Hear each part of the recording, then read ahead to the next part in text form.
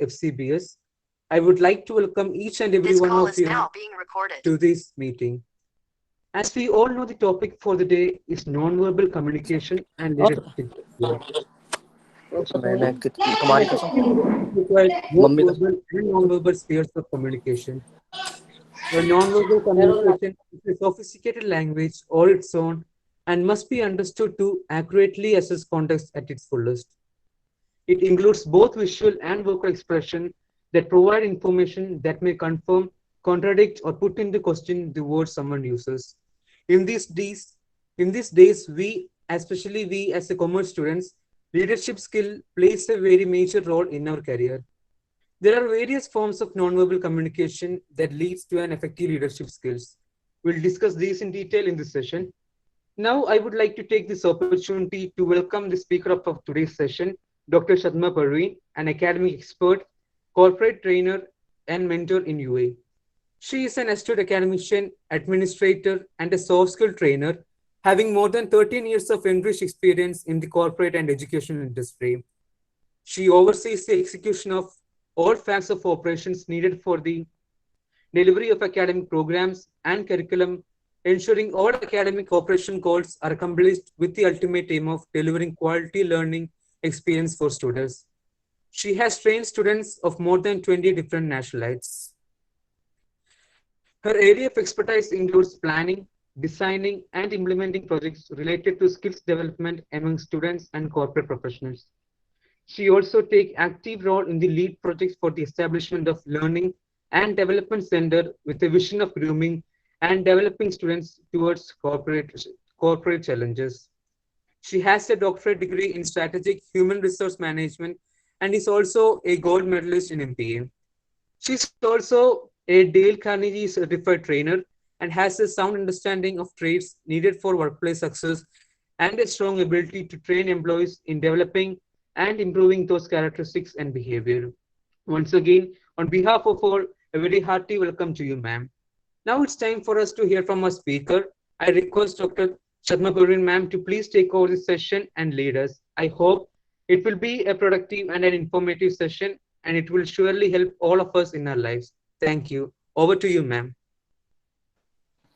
Thank you so much, Nikhil. Thank you for such a wonderful introduction and a very good start of this session. Thank you very much. That's actually very much required for any good communication, any good conversation.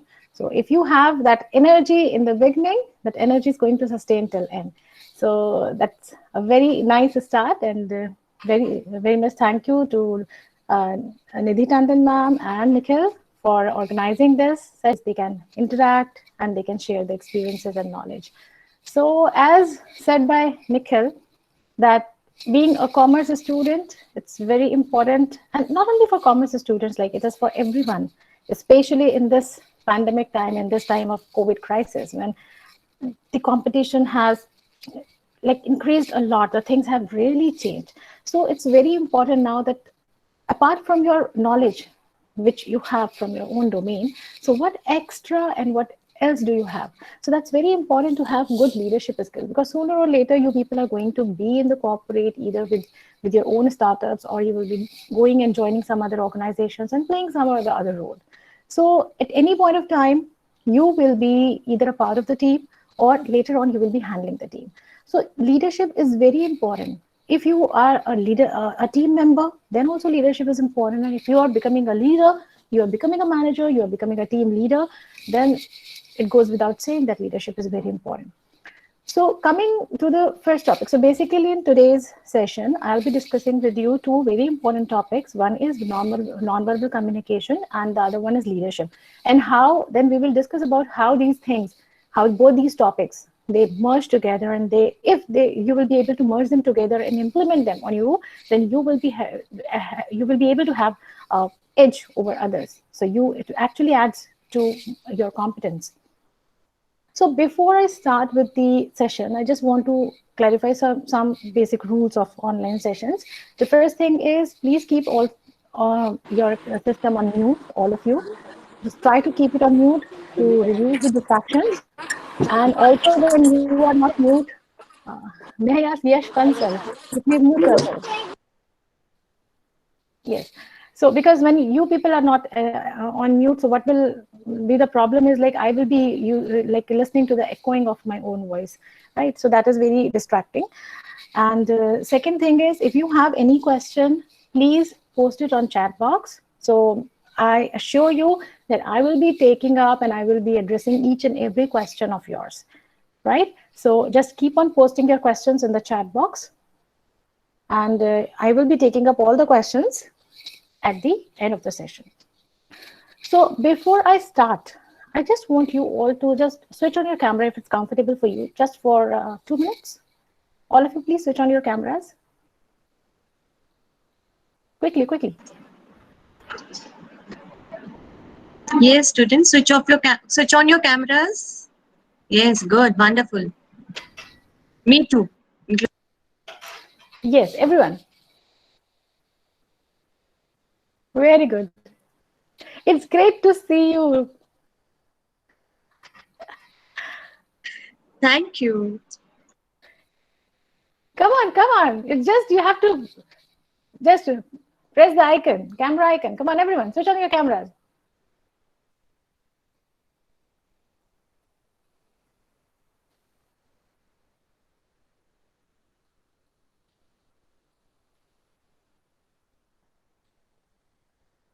Come on, come on, come on, everyone.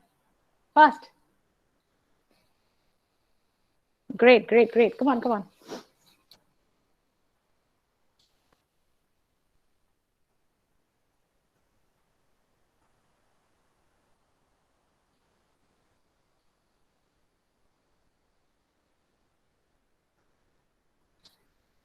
Switch on your cameras, everyone, everyone. Yes, yes, yes, yes. Okay, so now it's just a small exercise that we will be doing. So you just have to do whatever I am instructing you. Okay? So follow my instructions and do as I'm doing. Okay? So all of you, just keep your hands like this. Can you see me? Keep your hands like this. Right? Okay. Now, face your hands towards your face. Okay. Cross your hands. Now stretch your arms. Stretch your arms. Right? Now, slowly bring the right hand, the right arm, and put it on your cheek. Your right hand, slowly put it on your cheek. All of you, please keep your cameras on. Right? Now, just stretch your arm and keep it like this. Right hand, like this. Okay. Now, slowly bring your left hand, right, and slowly paste it on your cheek. Come on. Now, how many of you are having your left arm on your forehead and not on your cheek?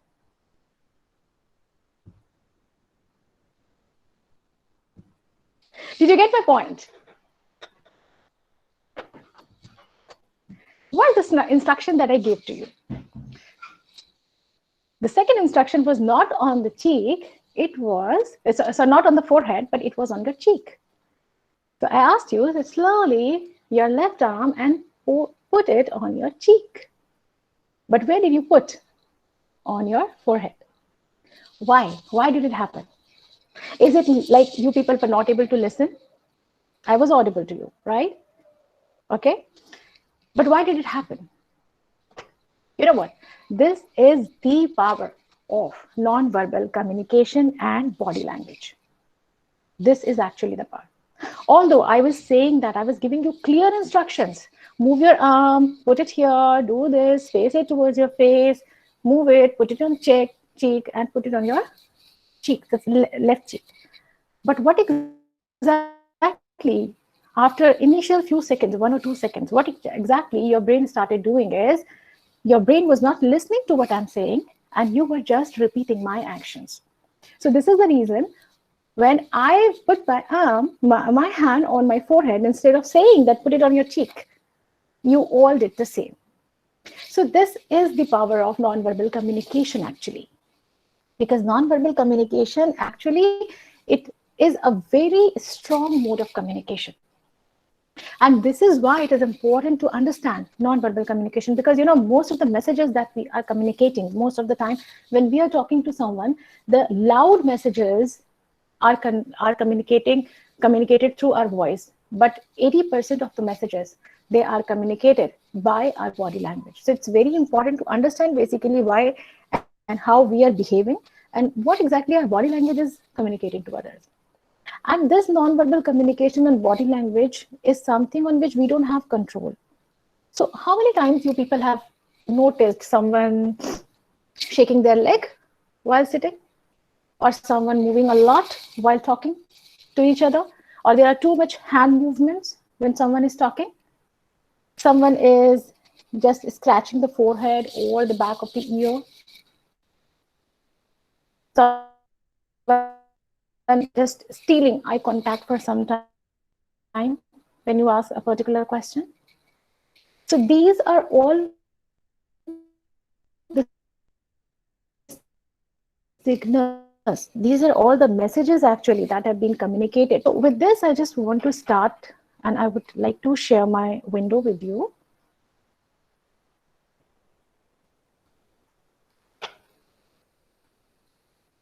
Are you able to see?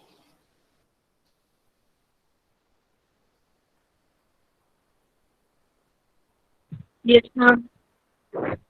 Oh, wait, I'll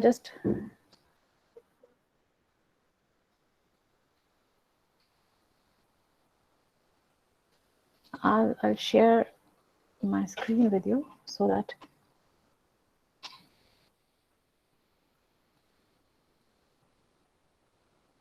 Okay, are you able to see my PPT? Are you able to see that? Yes, Alistair? ma'am. Yes, ma'am. Okay. So with this, we will begin with the non-verbal communication and leadership skills. So just have a look at this slide. There are three types of communication, and most of you must be knowing about it. So there is one called written, there is one called verbal, and the third one, which is called non-verbal. So written communication is like wherever there is something in writing, right? Like for example, notes, notices, letter, rules, memos, SOPs, standing operating procedures, and all. Verbal communication is what we are saying. Our words, our voice, anything which has a voice, that is verbal communication. And non-verbal communication is something which is not even written, something which is not spoken. There is no voice, no words, nothing, but still you communicate the message. And 70% and even more than 70% of the message is being communicated by this non-verbal communication. So that's why it's very important. Especially, it becomes more important, especially at the time when you are meeting someone for the first time. If you're meeting someone for the first time, it becomes very important because then you have to look confident, right? For example, you're going for an interview. So you are meeting the panelist, you are meeting the interviewer for the first time, you are going to visit that organization for the first time. So it's very important what you are communicating through your body language. So you have to look confident, you have to look attractive, you have to look respectable, and you should be able to connect with the other person. So that's why nonverbal communication actually plays a very, very important role. Now, when we talk about nonverbal communication, there are few things that actually they constitute the nonverbal communication. The first thing is your appearance, right? Your appearance, how you are appearing. The second one is your body language. The third one is the tone of your voice. And the fourth one is the pace of your voice. So quickly, I will discuss these things with you. When we talk about appearance, right? When we talk about appearance, so what is there in appearance? Is it only like how you are appearing on that time, at that time, or how you are dressed up? Yes, that plays an important role in creating an impression because you have to be dressed according to the occasion. That is very important. So when you are going for a meeting, you are going for an interview, you are going for a party, you are going for some kind of public speaking event, or you are going for a marriage party, so you have to be dressed accordingly. So it's very important to have that dress code in mind, that what exactly you have to wear, especially when you are taking up any kind of online interviews, because nowadays online interviews are becoming very, very common, right? They are becoming very common, and they will continue to be there in the practice because of this pandemic. Many organizations, they will be switching over to this online interviews and all. So it's very important to know how exactly you have to behave. What should be your body language when you're talking about an online interviews? What things you have to wear, what things you don't have to wear, what things actually look weird when you are interacting with people through online platforms. So it's very important to know that. Like, for example, you should be always be wearing the solid colors, right? You should always be wearing the solid colors. Any stripes, any checks, actually that has a very blurred vision, or that hazy vision is there when we're talking about when we're talking to someone over the internet, right, on online platforms. So it's very important that you should be knowing about all these important things, like how the lighting should be, then what things you can do to make your interaction very very much interactive and very much impressive. That all these things are very important for you to simply to have a good impression over the other person. Now the second thing is your body language. So we will be discussing more about it in detail. The third one is tone and the pace of your voice. So coming to the body language, when we talk about body language, what does it mean is it starts with the way we walk, our hand movements, our body postures, and also the eye contact. Just excuse me for a second. Just excuse me for a second. I think there is some connectivity problem. Just excuse me.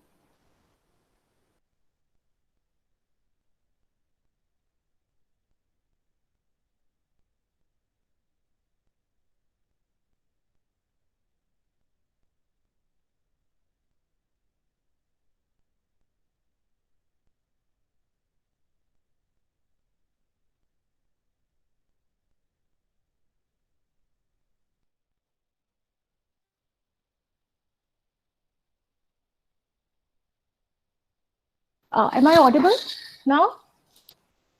Can you all hear me? Yes, Sharma ma'am, you're audible. Okay. It just got hanged up. Anyways, so we were talking about the body language, right? Now it's very important for us to learn how exactly our body language can help us.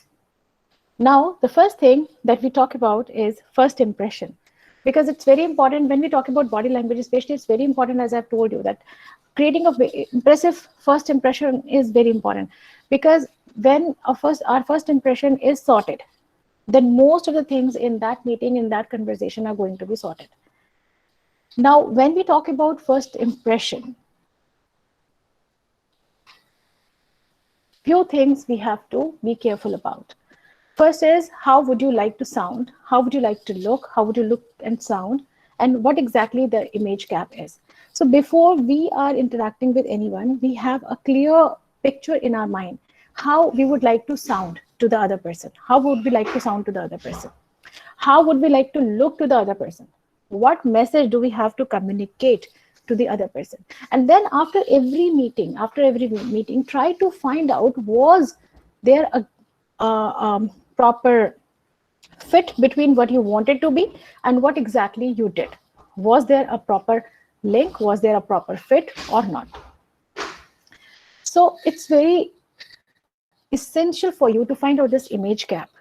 Okay, now at any point of time, if you find that yes, there is an image gap, what I wanted to be, I was not able to present myself in the same way, or the impression I wanted to create, I was not able to have that impression. I was not able to get that impression on the other person at that time. So there was an image gap. So that image gap you will be able to understand only when you will be aware of your own body language. So just do an introspection, just do, you can say, an auditing of your own self, that what kind of body language I am exhibiting, what kind of body language I am showing, and what messages my body language are communicating to the other person. It's very important to have a good trust and rapport with the other person, the person with whom you are communicating. So it has different parameters like the first impression, depth of your knowledge, breadth of your knowledge, and the enthusiasm. As I told in the beginning, that enthusiasm is something very important, because energy get reflected into the conversation. Energy get reflected to the other person. It's really infectious. Energy is really infectious. So if you are energetic, you will feel that sooner or later the other person will also feel and get energetic. So enthusiasm is very important for any conversation, to go with full energy, with full potential. Depth and breadth of knowledge is how much you know in your own area and how much you know in the, like, apart from your own area, like the general knowledge. So first impression, or creating a good impression through body language, it includes your dress and grooming. It includes your voice, handshake, eye contact, and body postures. So dress and grooming, I just gave you an idea like how important dress and grooming can be for you. The second thing is your eye movement, your face gesture, face expressions, your hands, your arms, and your legs. So now coming to the eyes. Now we know that you all must have heard that eyes are these are the uh, like window through which you know the person, or they are the reflection of your soul, right? So this actually is true. Eye contact plays a very important role in your communication. It is actually a very important, you can say, constituent of your communication, effective communication. So always try to make eye contact with the person you are talking to. But it doesn't mean that you should be staring to the person. You should be staring at the person. Now, how to make eye contact when there are more than few people? There are more than one people. Like, for example, if you have gone for an interview, so there are more than one people. There is a panel. So how to make eye contact then? If you are just looking at one person, then other people will feel ignored. And this, I have seen many times that this actually happens. So if there is a panel, so what, as a interviewee, what we do, we just try to find out who is the most approachable person, or who seems to be the most lenient person, or who is most impressive. So we just stare at that person, and it's like most of the time we are just looking at that person, just one person. So don't do this. When you are interacting with a panel, when you are interacting with a group, you can say that group could be a panel, that group could be a set of audience, that could be your own group of audiences, that could be your interviewers, anyone. So whenever you are interacting with the group, it's very important to make eye contact, to establish eye contact with each and everyone. So you can do one thing, like, for example, if you're going for an interview and there is a panel, so there are more than one individuals who are interviewing you, basically. So what you can do is, when you are answering anyone's question, just look at that person and maintain the eye contact with that person. But when they are asking questions, or when you are explaining the answers, when you are giving the answers, just try to establish eye contact with everyone. It's not that don't rush like this and trying to look at everyone. It's like for a few seconds make eye contact with one person, for a few seconds make eye contact with the other person, and this is how you should keep on doing, so that everyone will feel connected to you. Okay. Now, at least listeners, what they expect, or what they get, or what they you can say they decode from your eye contact thing is that if you're not making eye contact, that means there is something fishy. That means there is something that you are hiding. So this is how you are perceived. So maybe you're not maintaining eye contact because you are shy. But if you're doing this, you will not be able to connect with the audience. If you're not doing this, then you are making the other person suspecting you and your intentions. So somewhere you're not comfortable, either you're nervous, maybe you're just too shy to look into the eyes of the person and talk. But you may be perceived as that you are nervous. You may be perceived as you are hiding something, or you may be perceived as you are telling a lie. So be very, very careful about it, that you have to look into the eyes and don't fear. Like many people, they don't do this out of fear. They are fearful, and looking into the eyes of the panelist and answering, or looking at someone is establishing the eye contact and answering and communicating. So don't do that. Don't be fearful. Nothing is going to happen. And some or the other day, you have to conquer your fear. right? You have to conquer your fear. So it's better to conquer it as soon as possible. So it's very important that make sure that you are establishing proper eye contact. Do not stare at the person. So it should be like few seconds. And the art of maintaining good eye contact is, do not just look into the eye of the person or just one eye of the person. So sometimes look at the left eye, sometimes for a few seconds look at the right eye, for a few seconds just look at in the between the eyes. So the other person will not feel as if you are staring at the other person, and there will be a healthy eye contact also. So we know that people, they avoid eye contact because somewhere they are not comfortable with the situation, and this is the reason. Have you noticed the children? Have you noticed the children? If they are telling you a lie, they immediately withdraw the eye contact.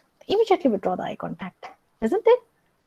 So this holds good for others also. If this holds good for adults also, and grown-ups also. So the moment you are avoiding or you are withdrawing the eye contact on a particular point, on a particular question, the other person will directly and clearly get the message that there is something wrong. And interviewers, they notice each and everything. So they will be listening to what you are saying. But at the same time, they know that what you are saying can be manipulated. It can be an articulated statement. But what you are doing through your body language, this is something which is communicating who you are in real. Because body language is something on which we don't have control, right? We don't have control. And most of the time, we don't notice also. Especially in India, I have seen in the education system of India, especially, like, forget about this commerce thing. Also in professional courses like MBA and all, these topics, they don't get that much of attention. They don't get that much of importance. And these are not discussed in detail, which is very important, because these are the things on which you are getting evaluated during your interviews, during your meetings, during your presentation. These are the things on which people are judging you and they are evaluating you. And most of the time you are being ignorant of these things. You don't even know. So sometimes you get a feeling that my interview went very nice. My interview was very good. I answered almost all the questions. And there were certain things, and I like in my CV, which I have not done, but I had defended it nicely. But still, I was not selected. Why? It is because of this non-verbal communication that they got to know that what you are saying, you are not even comfortable with that. What you are saying, there is something wrong in that. I have been into corporate for a couple of years, and I was interviewing. I used to interview people for high profiles also. So just by focusing on this non-verbal communication and body language, I have found out many people, I've pointed out many people who were trying to manipulate with the information during the interviews. And they were surprised, like we have said that I have said the same thing in many of the interviews, and none of them were able to find out that I'm telling a lie. But at the same time, they were surprised, like, how could you find it? So I said, like, I'm not only listening to what you are saying, I'm also observing how your body is reacting to that. Because if you're saying something on which you are not comfortable, there are so many signals that your body is going to give to the other person. So it's very important to understand that, understand your own body language, and always try to reduce the distractions. Now, when we talk about the eye contact, there is also left lookers and right lookers. So left lookers are basically those who go more with the emotions kind of thing. So you will find that people, and just imagine that and just try to analyze that when you are listening to someone speaking, okay, you will find either the person is more towards the people who are sitting on his or her left side, and sometimes more towards people who are sitting on his or her right side. So basically, left lookers are more emotional, subjective, and suggestible in their approach, and right lookers are mainly those who go by logic and who go by precision.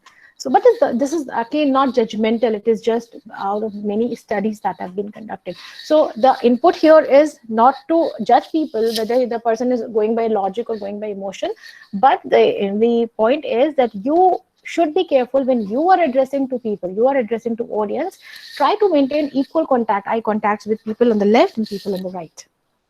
So that there is where the implication of these eye contact things and researches actually they have on your own life.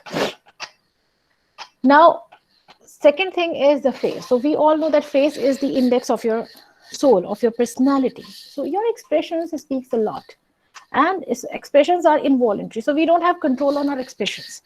We don't have control.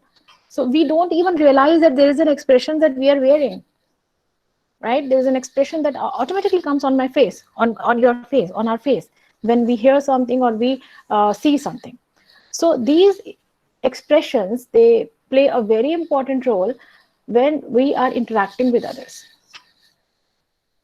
Now, it happens that sometimes people, they try to hide their own emotions. So once they are trying to hide their own emotions, then also they are exhibiting certain emotions and certain expressions, which makes it clear that they are hiding. So do not do that purposefully. Do not do that purposefully. Rather than be aware of your own emotions, what kind of emotions you are wearing. Now I'll just show you one slide, right? So here, can you see different emotions here?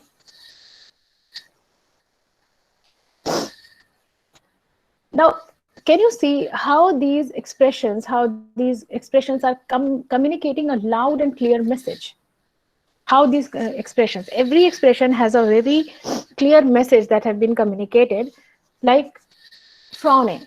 So it shows unhappiness, it shows anger, it shows disagreement. Smile shows happiness. Sneering, it shows dislike, disgust. So avoid these kind of very loud expressions. When you are interacting with someone, try to avoid these expressions. So sometimes people, they have a habit of doing this, or like this, frowning their eyebrows and all. So they are just doing it for expressing themselves or to be interactive. But at the same time, be aware of what kind of messages these expressions are communicating to the other person. So clenched jaws shows tension and anger. So when anyone asks any question and you are not comfortable with that question, do not clench your jaws, right? Do not make a fist like this, because it shows that you are somewhere angry, you are somewhere unhappy with the other person, what the other person is saying, and actually you are coming into a tension, you are coming into a stress, right? Pouting lips, that shows sadness. So these expressions, they become very essential, very significant, and very important when we are in an interview or we are interacting with someone. So be very careful about these expressions. And also, like, if you are looking at someone and you see these expressions on the face of the other person, then also you will get an idea, like, okay, what are the feelings of the other person right now? So accordingly, you have to manipulate your actions. Accordingly, you have to manipulate your own words and action. Second is your hand gestures. So when you are sitting in front of the panel for an interview, do not just clench your arms like this, hands like this, like in the second picture, right? Second and third picture. So do not do this. Do not make a fist. Do not clench your arms like this, your hands like this. Always keep them at a very comfortable position like this in the first picture, like we have in the first picture, because that shows your confidence. Now, when you are interacting, you are sitting and you are interacting, try not to put your hands below the table, below the level of the table, like on your thighs or somewhere, or just hanging down. So do not do this, because this is going to create a message or communicate a message that you're not comfortable, you're hiding something. So when you are interacting with someone, always try to put your arms very comfortably on the table, very comfortably like this, and very comfortably on the table. But at the same time, do not have any distraction, like do not have a pen and do this tick tick tick tick tick tick tick tick, or tapping on the table. Do not do that. Or do not play with the pen. If you have a pen in your hand, do not play with the pen. Do not just rotate it. Some people have the habit of rotating, keep on flipping pen in their hand. So don't do this, because all these things are creating a distraction.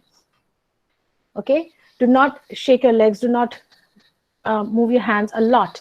Do not have a very, very high degree of hand movement, because hand movements are necessary, definitely, because it adds liveliness to your interaction. But at the same time, too much hand movements are bad. So too much hand movements, like you are doing this, you are doing this is bad, this is wrong, because this is going to create distractions. to your audience. So hand movements are important, but at the same time, do not have very high degree of hand movements.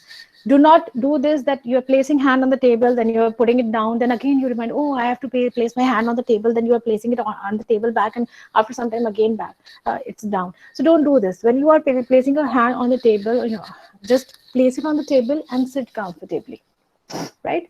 So try not to move unless and until it is required.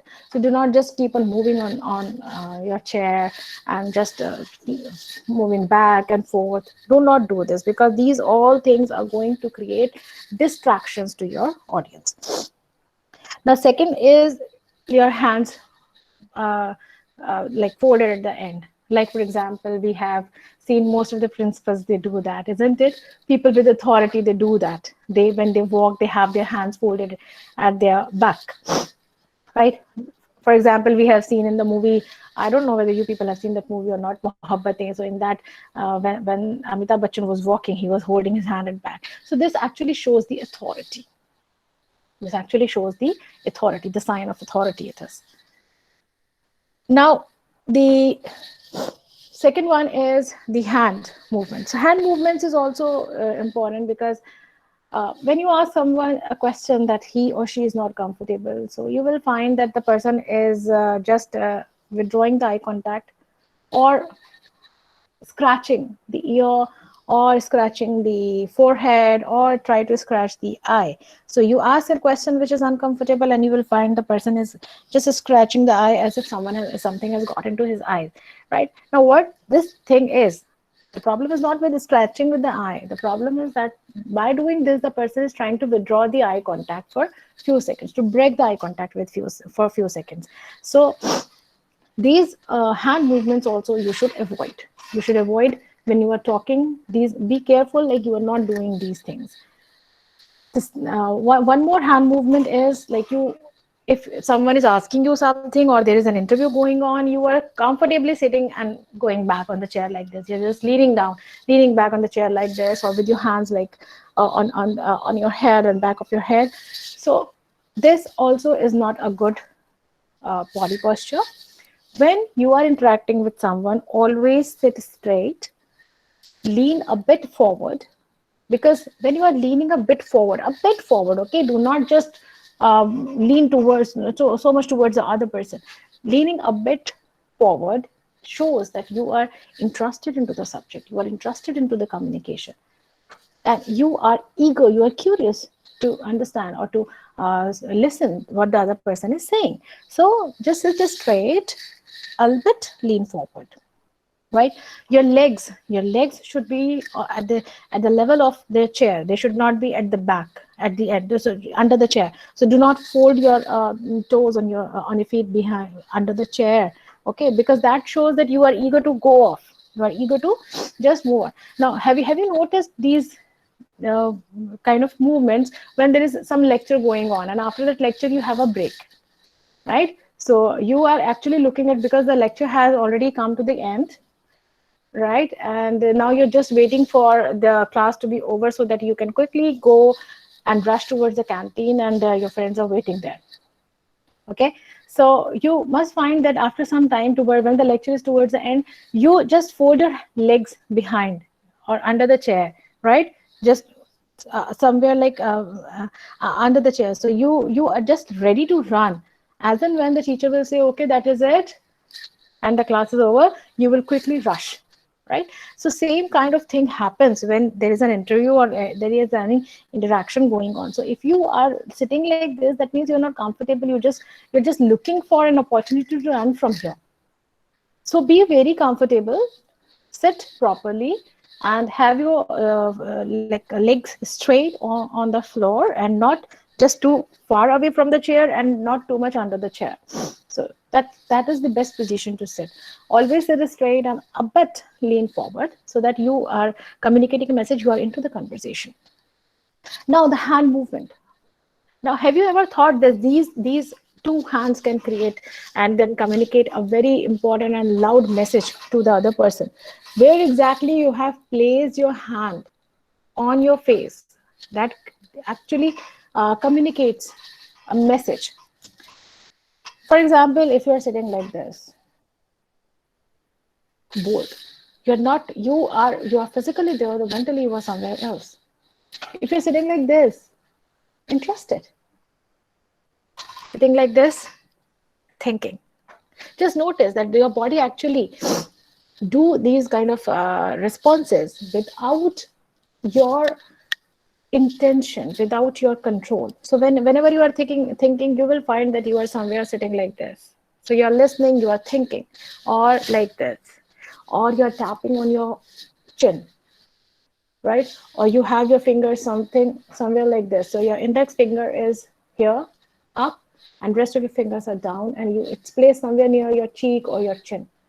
These are all signs of thinking, and these are signs that you are very deeply you are thinking about this, or you are listening, right? So you do like this, unsure. So whenever you are listening to someone and you have a question, you will find that automatically your hand is going like this. If you're sitting like this, you're listening. If you have a question, so automatically your hand will go like this. I have a question, right?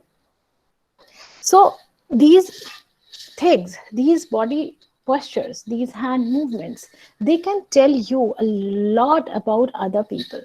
Now, how does it make an impact over leadership? To be a good leader, it's very important to understand what people are thinking, what's going on in the mind of the others, what's going on if you're sitting in a meeting, what is going on in the mind of the other people in the meeting. So how can you do that? So if you are very good in understanding the non-verbal communication, but don't be judgmental, because one single or one individual hand movement or leg movement or body posture doesn't say anything. It is the cluster that you have to study.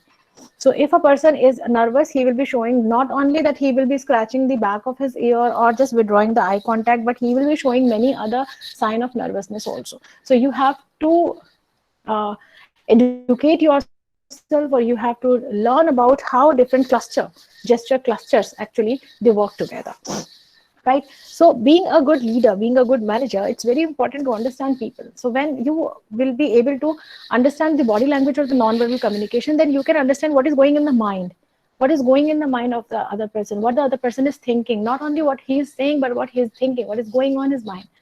What is he comfortable in his own skin or not? Is he comfortable with what he is saying or not? Is he telling you a lie or not? Are they listening to you? Are they critically analyzing you? So by knowing the body language, you can not only improve yourself, but later on you can become a very good leader, because leadership is not only giving statements or instructions to the other person. Leadership is leading people. Leadership is knowing people. Leadership is understanding people. Leadership is how well you are able to connect with your audience or with your people. That is what leadership is. So how can you be able to connect with the people? When you know the people, when you know what is going on in their mind. So not only go by their words, but also by their non-verbal communication. Now the arms and legs. So closed arms normally like this, they show that you are a closed system. You are not listening. So have you noticed that if you're talking to someone at any point of time, when you have a disagreement, like you don't agree with what the other person is saying, so immediately you will do like this, or the other person will do like this, close the arms.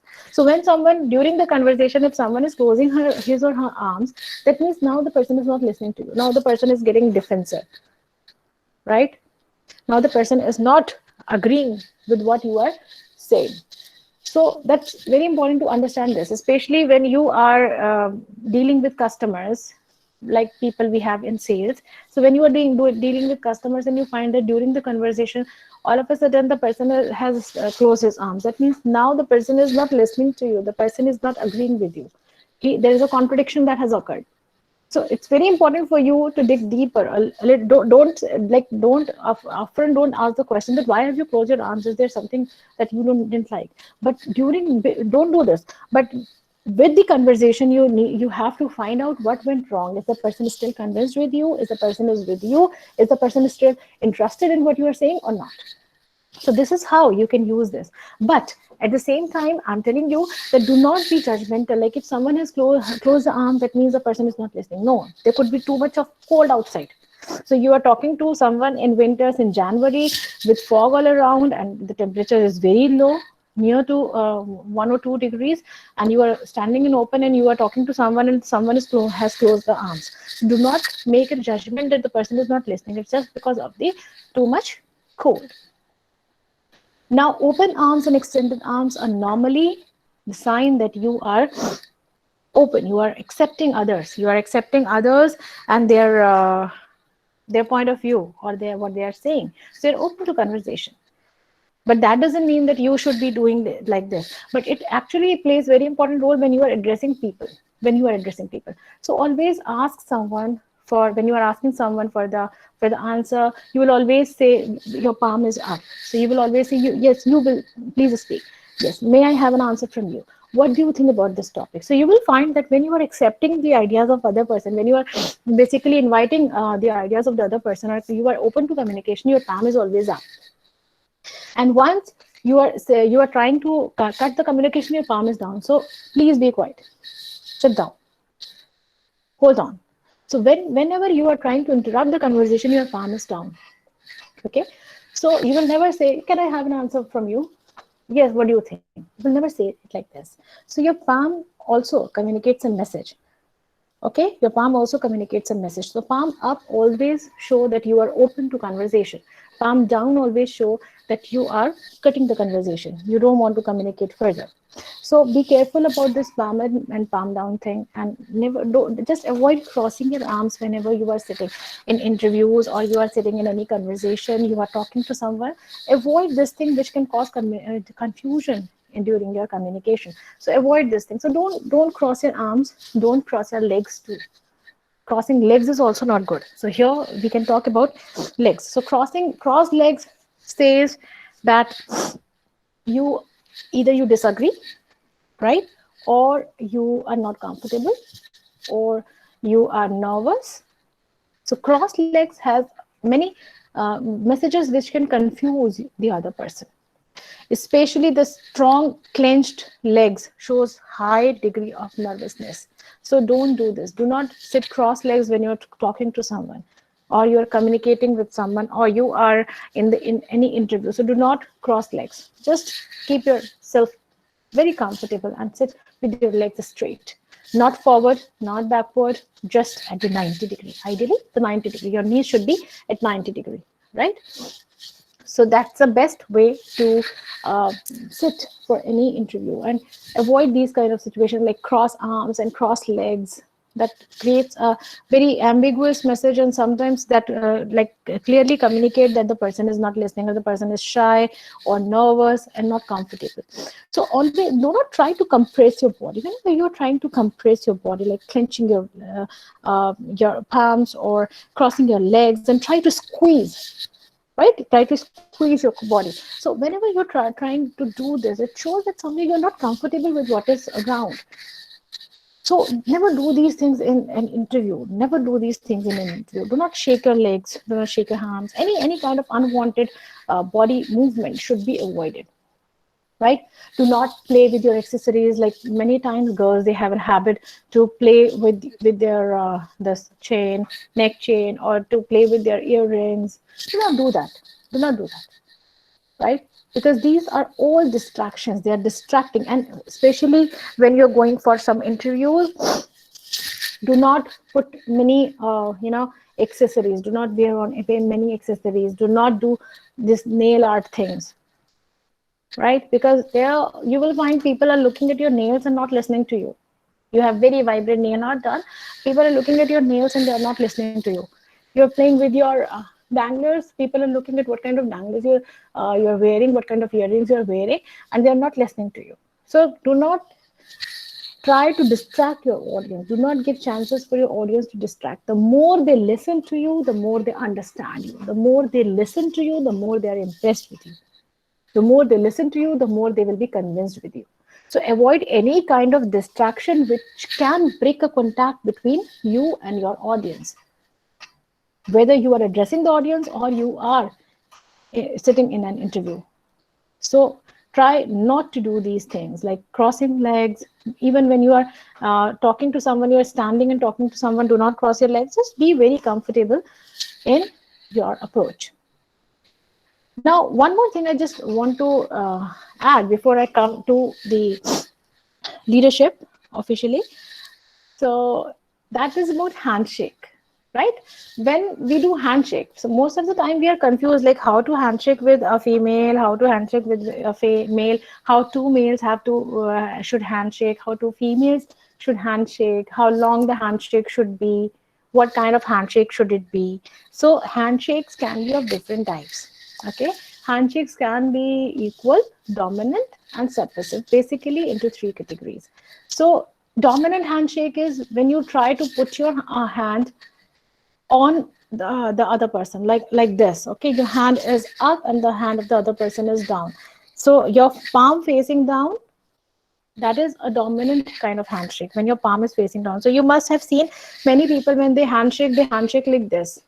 They handshake like this. So they always try to have their palm down. So this is called a dominant handshake. And few people always try to handshake with their palm up, already up. Hi, how are you? And the palm is up. So this is a highly submissive handshake. So always try to do an equal handshake. So handshake should always be like this, right? Can you see my video, all of you?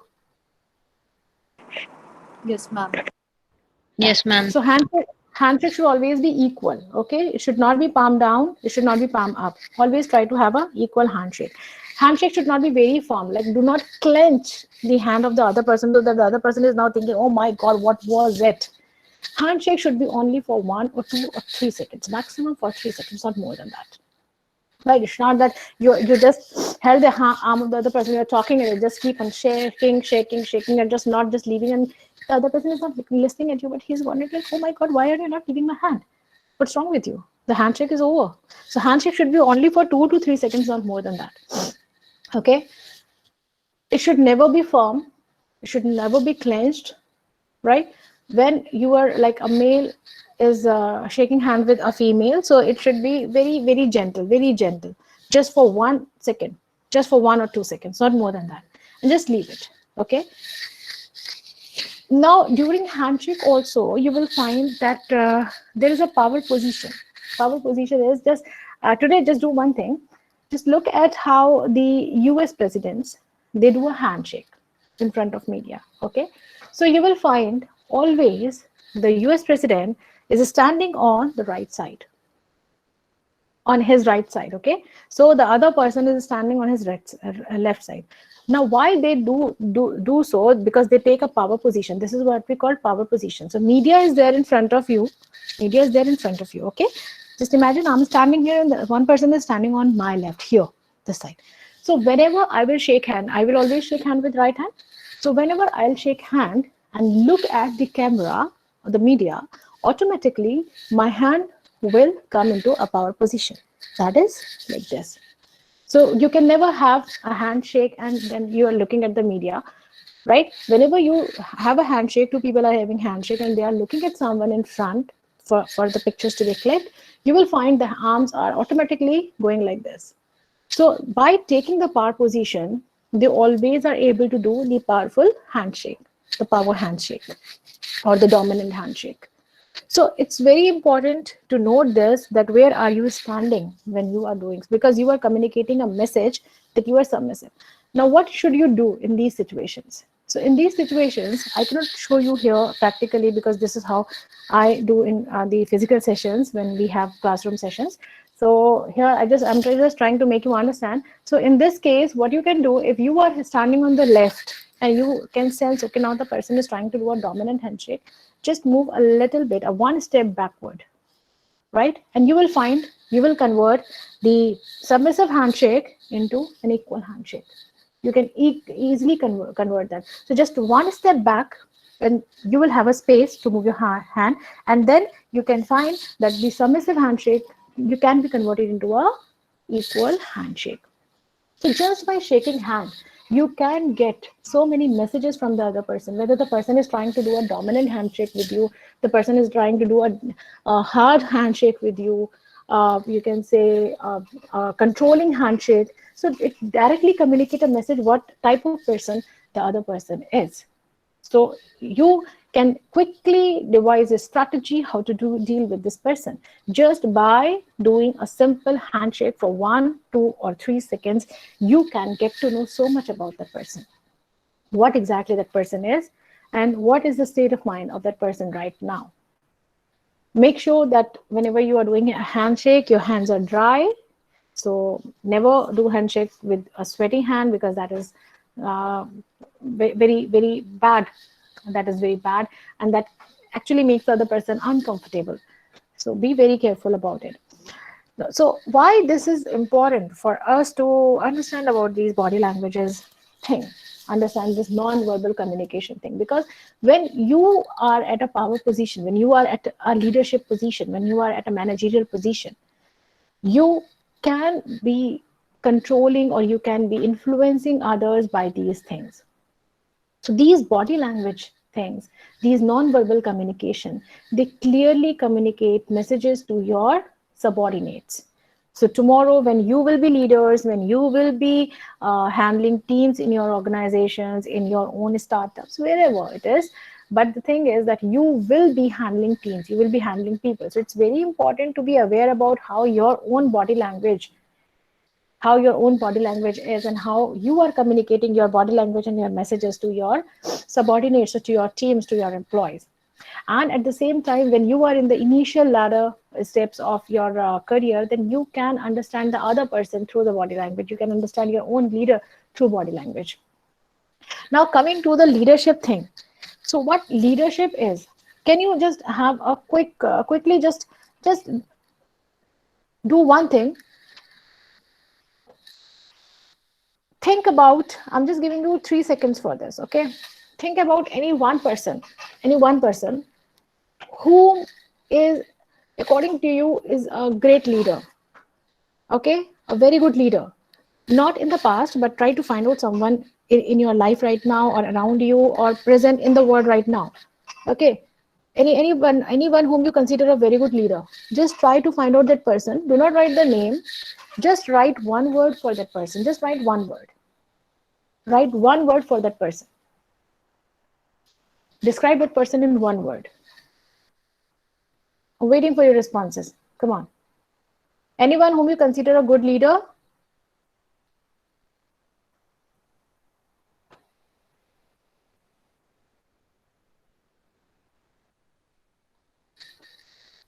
Yes, students, please reply.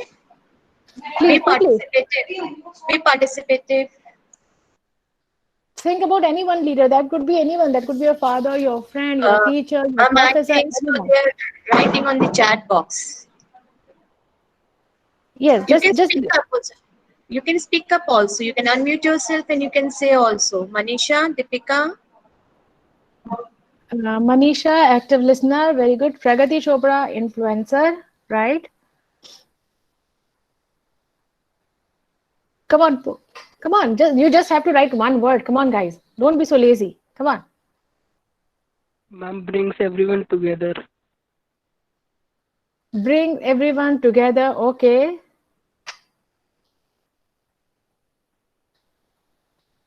Come on, more. It's smart. And team building. Team building. Very good.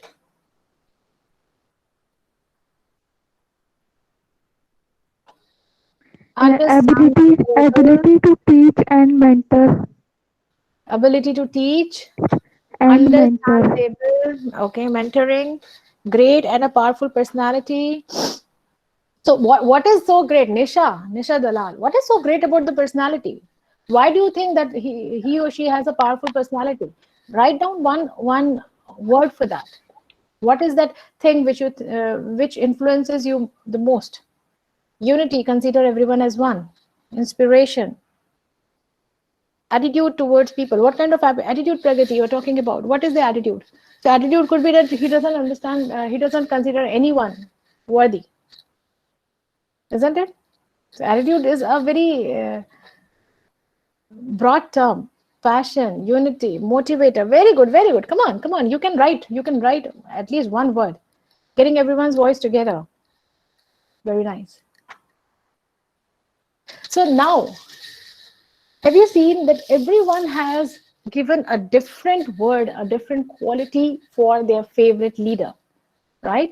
So we don't know the leader, we don't know who inspired you, but at the same time, we know what is that quality in that person. Okay, Nisha, okay. So we know that what quality in that person is there which makes you believe that yes, this is the person who can be a good leader. This is the person whom I consider my leader to be. And this is the person like whom I want to be, isn't it? So leadership cannot be defined in one word. Leadership cannot be defined in one sentence. Leadership cannot be defined with one quality. You cannot say that if you are a good motivator, you will be a leader. No, for few people, motivation is required. For few people, motivation is not required. They don't need a motivator. They need a person who is visionary, who has a good vision. So even if you are a good motivator, you will not be able to lead many people. You will only be able to lead only a few set of people, a few group of people. So it's very important being a good leader. To be a good leader, it's very important to find out what exactly are the qualities in broad, what in totality, what are the qualities that you should have to be a good leader. Yes, someone has said that he has a positive, Deepika, sorry, positive attitude. Very important thing, because few people, they just want someone who is positive in his approach, because if you are optimistic, you will be able to sail through the difficulties, right? So here we have seen that people, they have different expectations from leaders. So you have to understand what exactly are these expectations are. You need to understand what different qualities you should have to be a good leader. That's very important. So what could be the qualities? What could be the qualities that a leader should have? Here we are. So we can say broadly, a leader should have these qualities. He should be task focused. Task focused means that you have to focus on tasks. You have to be focused that the tasks are done on time. You will not be missing on any deadlines. So if your leader is very particular about the task, about the quality, about the, you can say the deliverables, then you will also be, as a team member, you will also be very particular about it. Collegial atmosphere. So some people have said that that person is my favorite leader because the person is able to take everyone along. So that's very important. That is what we call collegial atmosphere. So you have to create a collegial atmosphere. Tomorrow when you will be the leader, try to make and try to implement this collegial atmosphere wherein you are treating everyone equal. You are taking people along. You are collaborating and cooperating with people. So it's not that you are, if you are manager or you are the owner of any startup, any farm, that you are just distributing the task. No, distribute the task, but distribute the task in such a way that they have to work together. They are bound to work together. So it's not that individual tasks are, they have to work individually and there is no interaction. Always try to devise the task in such a way, design the task in such a way that there has to be a collaboration. There has to be a cooperation between the team. Democratic lifestyle.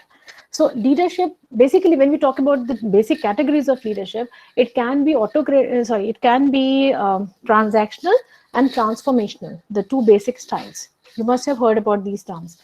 Transactional is when you go strictly with the process, with the steps of the process, with the system, right, with the rules only. When you just follow the system, you follow the rules, you follow the instructions. Transformational is when you give more importance to people. So definitely in present time, in present COVID condition, transformational leadership is the only leadership which is valid now. So forget about transactional. Transactional leadership is an obsolete term now. So transformational leadership is the only leadership which is valid in present time, and this is going to be valid in future also. So first of all, the leadership that you have to develop in yourself as of now and for future is transformational leadership. So you have to be more and more considerate about people. You have to have different styles of leadership. Sometimes you have to be autocratic, and you must have heard about the debates many times, like which leadership style is good, autocratic, democratic, which leadership style is good.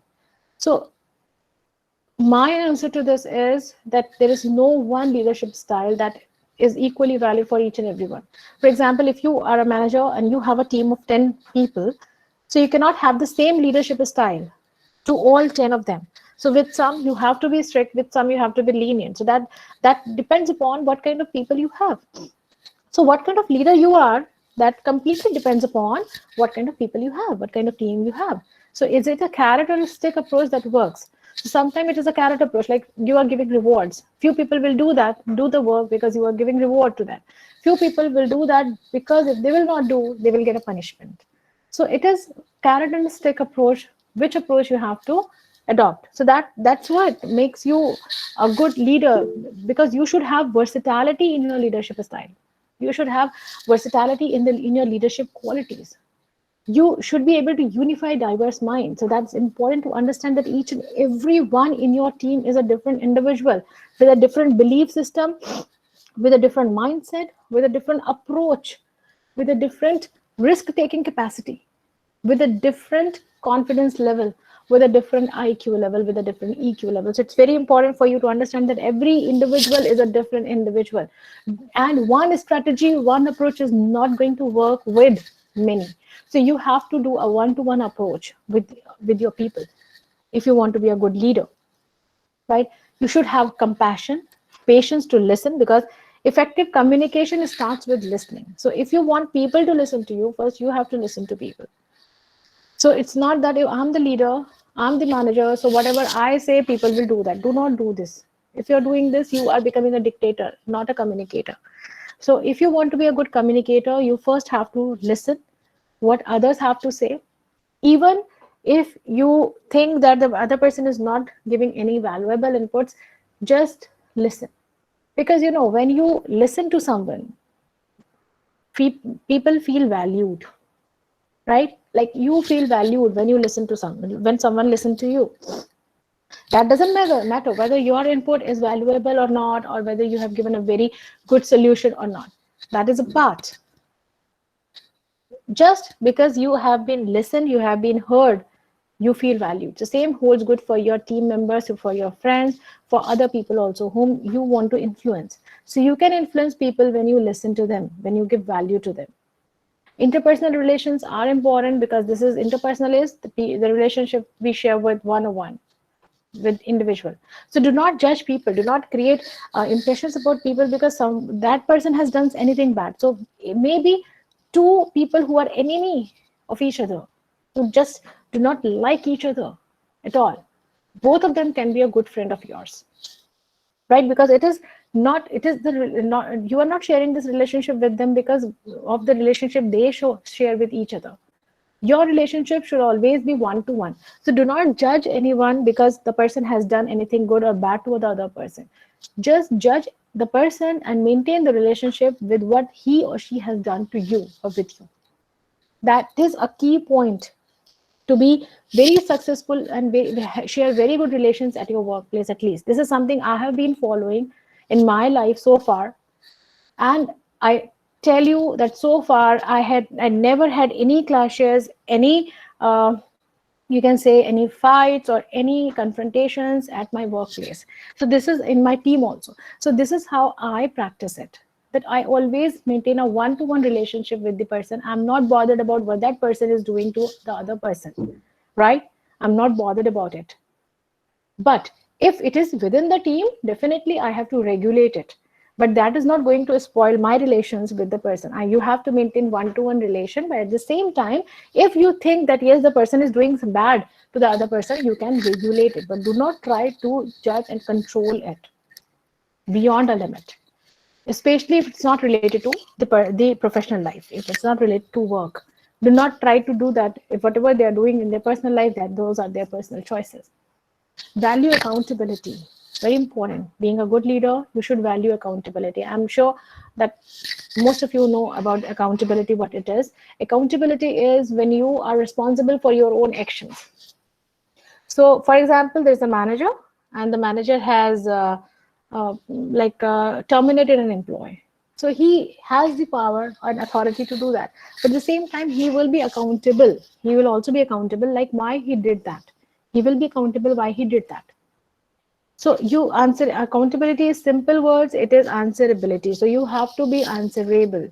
So being a leader, being a manager, never think that you can do whatever you want to do with your followers. You will always be accountable and answerable. Always be that.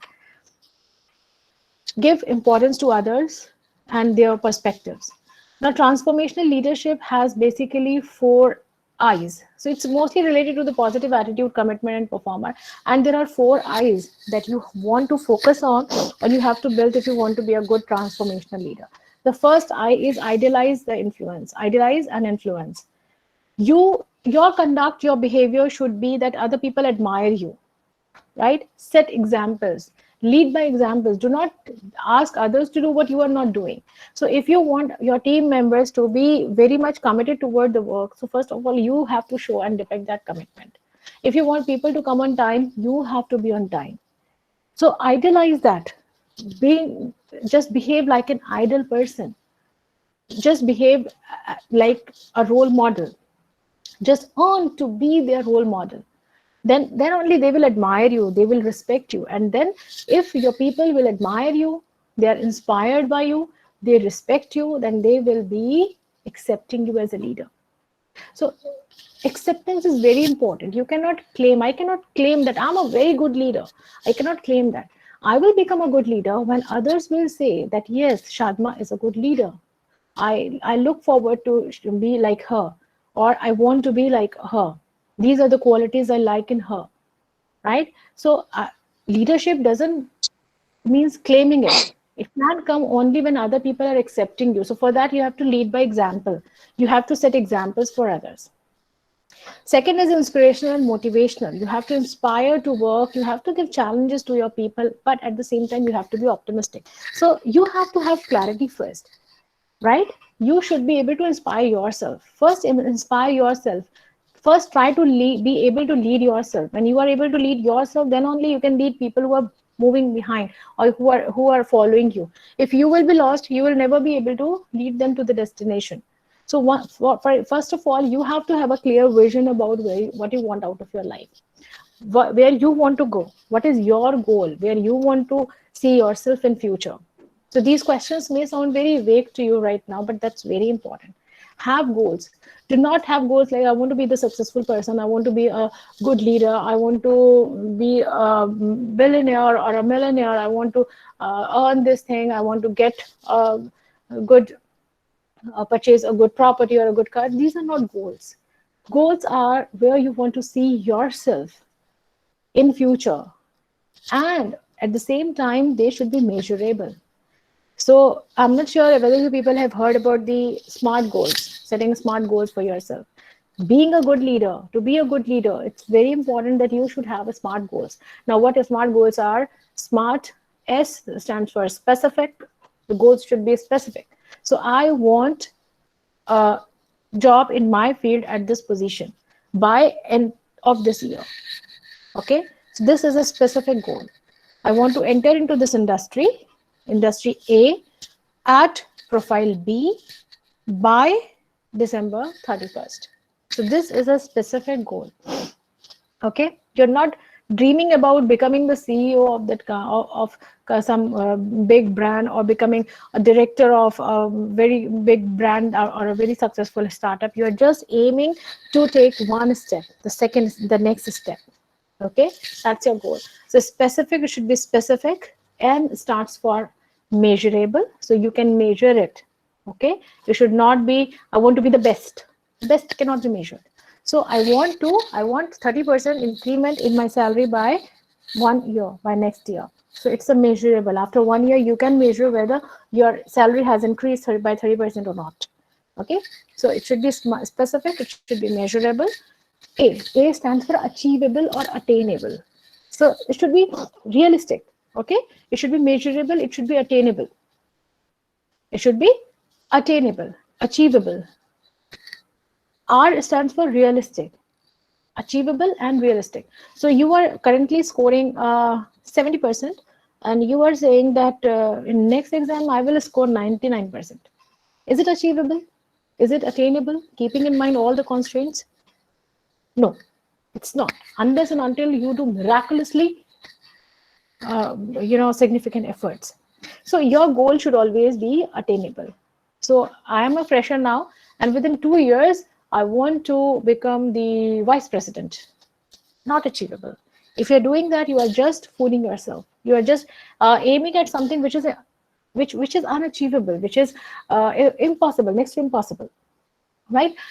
So it should be specific, it should be measurable, it should be achievable, it should be realistic, and it should be time bound. Very important. So you will become a vice president in 5 years, or you will become vice president in 25 years, makes a lot of difference, right? So your goals should always be realistic and it should be time bound. So I want my salary to increase by 30% in next 1 year, because if my salary is increasing by 30% of my current salary in next 15-20 years, that makes no sense. That is not at all an achievement. That doesn't mean that will not at all mean that I have achieved my goal.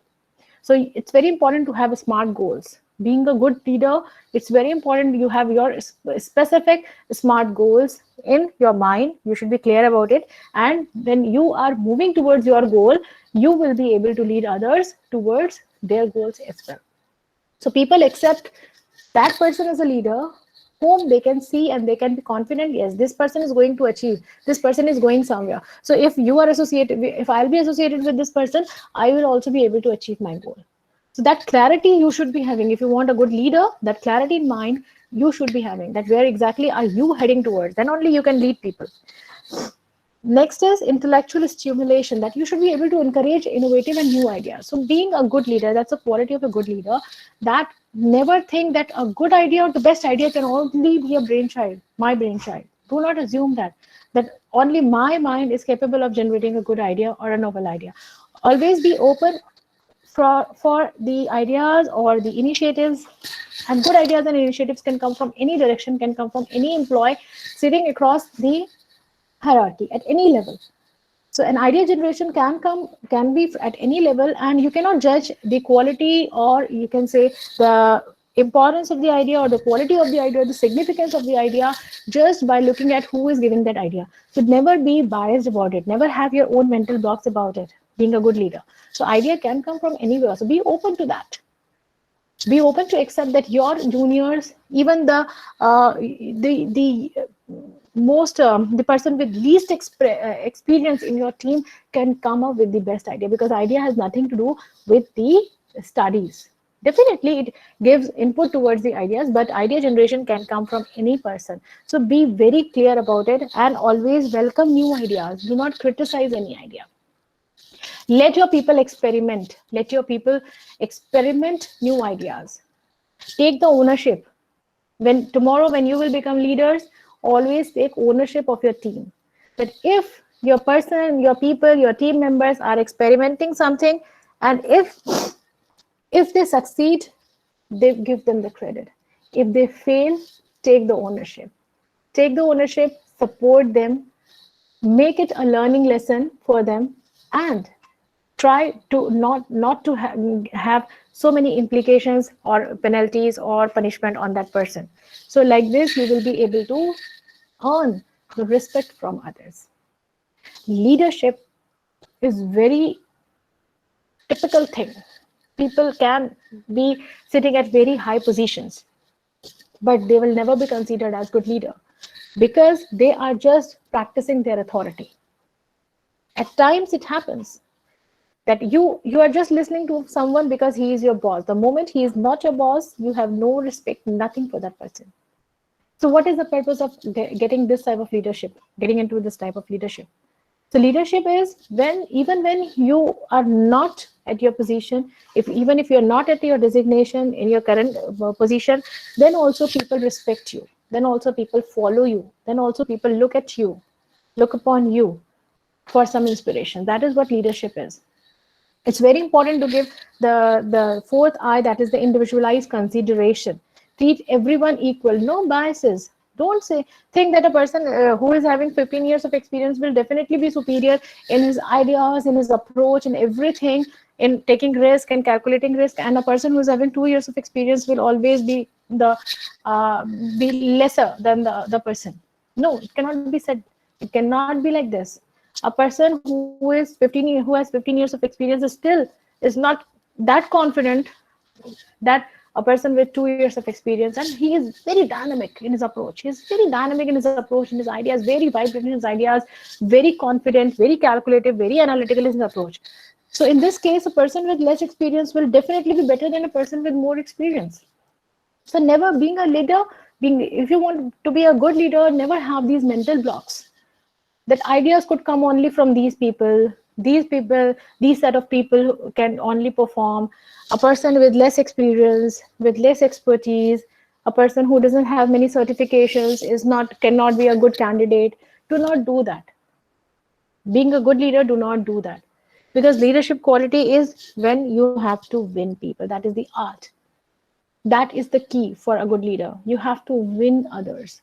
You have to win their trust. You have to develop a rapport with them. You have to win their confidence, and you have to win their heart. If you're able to do that, if you're able to win people, you will be able to influence them. If you will be able to influence them, then you will be able to lead them, and they will accept you as their leader. And for that, be very, very genuine in what you are. Do not try to pretend something that you are not. Okay? So just to be a good leader or to be a very influential person, do not try to be what you are not. Always try to find out what exactly your core strengths. Everyone has a set of core strengths, right? We practice it here many times to find out what your core strengths are. And there are so many tools and techniques for that. So I cannot go deep into details into that right now. But there are so many methods to find out what are your core strengths. Okay? And if you want to succeed in life, if you want to be a good leader across your professional and personal life, you just have to focus on your strengths. The strengths, focus on, first understand what your strengths are, first understand what your core self is, and then focus and develop on your strengths, because those strengths can only help you to influence others and to get into a good leadership role. So you should be aware of your weaknesses, but you need not to work too much on your weaknesses. Practically, if I say, you are not required to work too much on your weaknesses. And mostly people have a different, it's just the opposite approach, that strengths are something I'm already good at, so I have to focus now on my weaknesses, and I have to convert my weaknesses into strengths. If you will do this, you will just keep on fighting with yourself. Okay, so do not get into this thing. Do not do this. You just don't have to work too much on your weaknesses. You just have to be very vigilant. Like someone should not be able to attack you because of your weakness, so that at least you should be safe. Okay, so just sustenance thing is okay with the weaknesses, but you have to work more and more on your strength. Develop your strengths, and your strength will lead you towards be a good leader. This is the reason why different people, they appreciate different qualities in the leader. This is the reason why you all have defined your favorite leader with different words, because in some leader, it is the power, to what extent they can motivate others, that is what is influencing you.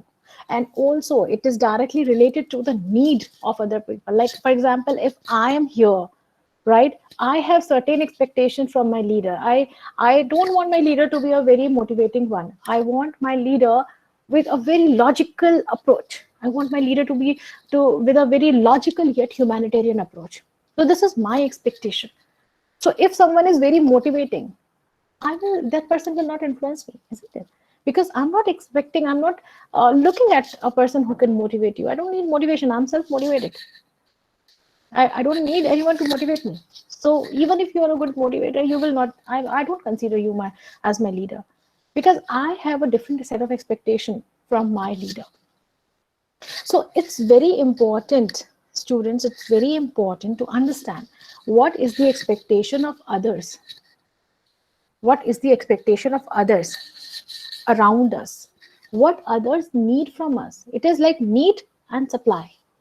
Right? What others need from you, from their leaders, what they expect from your leader, from their leaders. If you have those qualities, half of the battle is won. So you are providing them a solution. So you want a leader with a good analytical skill and a good rational approach with humanitarian essence. I have that. You are depicting that. So the person will easily be influenced by you. So when we talk about building leadership capacity in present scenario, and this is going to be the future, because see, don't wait for things to get back to normal. I have seen many people talking over social media that we are just waiting for things to go normal and this pandemic to be over and things get back to normal. Accept the fact that things are not going back to normal, that things are not going back to what it used to be 5 or 6 months ago. They are not going to go back there. The change has already happened. The change has already taken place. Now the things are going to take off from here. They are not going back at all. Whether we accept it or not, sooner or later we have to accept it. So it's better how early we accept it. We have more time to build ourselves for future, because future is not going to be what it was 7 or 6 months ago. Future is definitely going to be different. And future is going to move from here, not from the past. So that's the reason why leadership, the face of leadership, the approach toward leadership has changed completely. The approach toward human resources have changed completely.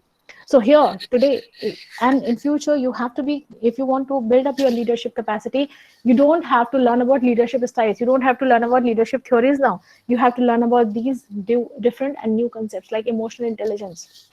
What emotional intelligence is? Emotional intelligence is how emotionally intelligent you are. What is your EQ level? Emotional intelligence is how well you are able to understand your emotions, control your emotions, and how well you are able to understand the emotions and control the emotions of other person. That is what emotional intelligence is.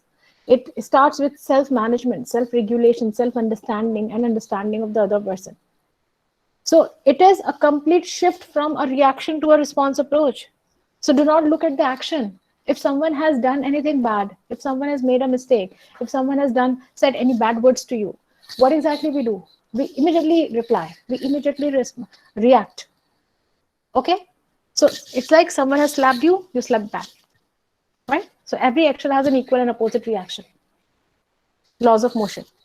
But this doesn't hold good now. So now what you have to do is, if you see that someone has done anything wrong or anything bad to you, if you can see a clear wrong action, a bad action, an action which has hurted you, do not just look at the action. Try to find out and do not just react. Take some time, try to find out the reason behind it. So it's not that someone has slapped you. It is, you have to find out why that person, what is the reason behind this.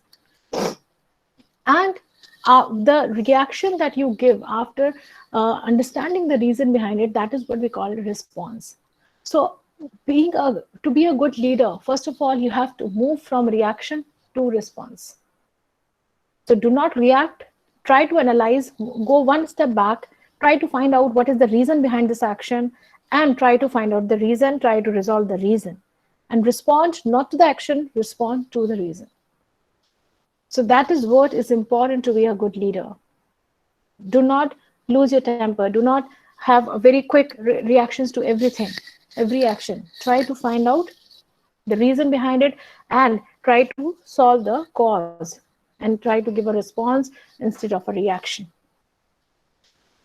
Second comes the self-mastery. See, these topics are very vast topic. If we talk about emotional intelligence, there can be a 5 hours talk on emotional intelligence only. So I'm just giving you an ideas so that you have like, it's just like food for thought for you. So you can go and you can just find out, search more and study more on these topics, right? Second one is self-mastery. Self-mastery is knowing yourself first. So if I want to be a good leader, I should first be able to lead myself. So leadership comes from within. Leadership starts from leading your own self. So if you are not able to lead yourself, if you are not organized in your work, if you are not punctual, if you're not committed towards your work, if you have casual approach towards work, if you are not sure where you are going, if you don't have a clear goal, if you don't have a clear strategy for your goal, if you don't have a clear mind map, if you don't have a clear outline or blueprint for your for how you will do in your career, in your professional life, how can you lead others? Once you are confused, how can you give clarity to others? So self-mastery is how well you understand yourself. Now, one very important point for self-mastery is knowing your core self. So your core qualities, see, there are certain inbuilt inherited and inbuilt qualities that we have, and we should never try to change that. So if you are emotional, don't try to pretend, or you don't try to make yourself very practical and kill your emotions and all. Because I'm emotional, so people I trust people easily, and this is how people they betray my trust, and they hurt me. So I should kill my emotions, and I should become more practical. No, you have to be analytical in your approach. You have to be rational in your approach. Learn from your experiences, but do not try to change the core of your personality. So first of all, it's very important to find out what are your core, what are your core personalities, what is your core self, and choose a job accordingly. So choose a job according to your core self, your inbuilt strengths and your inbuilt capacities. So self-mastery is when you are trying to understand yourself, when you are trying to regulate yourself, when you are trying to control yourself, when you're trying to manipulate, and when you try to develop yourself. That is what self-mastery is. So first of all, if you want to master others, you have to master your own self. That is the key of self-mastery. Mastering others can only come when you have mastered yourself. You have mastered your brain, you have mastered your emotions, you have mastered your own self, your own qualities. At least you should be able about your you should be aware about your strengths and weaknesses, and what is your roadmap towards the success. Third one is conscious intelligence. Conscious intelligence is the same thing that I have told you, that you have to be conscious about the needs of other person, what exactly the other person need or they expect from the leader. So you should be able to get into that role, and you should be able to show those skills. So it's very important to interact with people. The more you interact, the more ideas you will get that what exactly others are expecting from a leader. Take initiatives. If there is a problem, do not just be a bystander. Do not just wait for others to intervene and solve the problem. If there is a crisis, if there is a problem, be the first one to jump in. Try to solve it. If you will succeed, okay. Even if you will not, at least you had the guts to take the initiative. So taking initiative always give you an advantage over others, and you will always be able to get the attention, and also you will be able to influence if you are able to succeed, if you will be able to make it through. And even if you will not be able to make it through, at least you had the guts and courage to stand and take the initiatives. Communication intelligence. So communication is again important. Like, you have to communicate to others. Communication, verbal, non-verbal, both. So here, can you see how communication, non-verbal communication is linked to leadership? So if you are confident, if you think that yes, confidence is something which can help me to influence others, you cannot speak, I'm confident. You cannot speak it. How will you communicate it? You will communicate it in your body language, you will communicate in your gesture and postures, right? So have these things in your personality, the dynamism in your personality, the way you address people, the way you involve them into the conversation, the way you interact with them, the way you are maintaining the eye contact, the way you are speaking through your body language. Communication is very important. Listening is also communication. So always listen a lot. Listen to what is said, listen to what is not said, right? Listen to verbal and non-verbal things. When we are talking about communication, pitch modulation is very important. Just by modulating your pitch properly, pace and pitch modulation. Pace is the speed, and pitch modulation is how high or low your pitch is. So do not talk when you are talking, when you are communicating, do not talk like a robot. Like when we are talking about building leadership capacity, emotional intelligence, self-mastery, conscious intelligence, communication intelligence, need expectation intelligence, and taking ownership of the mistake is very important. Now, how monotonous my tone was. Now, just imagine if like this, I am interacting for you for 1 hour, will you be able to understand something? No, this is going to be highly monotonous. So pitch modulation is very important. Just by emphasizing on something, you can communicate a message that this is important, right? So I'll just give you a very, very, very small example. Okay, just wait a second. Right. So I'll just give you a very small example about this pitch modulation. So this is a pen. You can all see this pen, right? Now I will say one sentence and I will just make it clear to you. First one. This is my pen. Yeah? This is my pen. So not any other pen. There are 5 pens here, not any other pen, but this one, this blue, this one is my pen. Right? Second. This is my pen. This is not your pen. This is not anyone else's pen. This is my pen. Okay? Third. This is my pen. So this is my pen. This is not something to play with. Okay? This is my pen. So can you see the same sentence, the same words, just by pitch modulation? I have communicated a different message to you. And the message was loud and clear. So even if I don't explain, I'll say, this is my pen. Or this is my pen. Or this is my pen. Right? Same sentence, pitch modulation, different messages. So this is the art that you have to learn. When to modulate your pitch, how to grab the attention of your audience just by modulating your pitch and bringing them together at a point. Now, this pitch modulation kind of thing in communication that plays a very important role in unifying the diverse mind, bringing people together, right? Bringing people together. Now, all those who have said that the leader is a good leader, their leader is good leader because the leader has the capacity to bring everyone together. Now, just imagine and try to give it a thought, like how the person is bringing together. So you will find out that communication intelligence is one of the art that a person has possessing, that by communicating with them, the person is able to bring everyone together. The next one is need expectation intelligence. That is the same thing that I have been talking to you about. Like you have to be aware about what other person are looking into their leader, and you have to be that leader. You have to lead by example. You have to show those capacities, those personality traits, and those qualities. So it will be very easy for you to influence others. So leadership is all about influencing and winning people, not supervising, commanding, or controlling. No. Leadership is influencing and winning people. Then you have to take ownership of your mistakes. This is what I had already discussed with you, that you have to be a good person who takes the ownership of failures especially. So give the credit to others and take the ownership on you. Now, there's one more thing, networking. Start networking. If you want to be a good leader, you should be able to have a good network. Now, when we talk about networking, most of the time people think that networking is, I'm working in one organization, so I have networks in all other departments. So I know 1 or 2 people in all other departments. So my work has done or has always done it smoothly. So I know, like if I know I want information in finance, so whom to contact. I want an information in HR, so whom to contact.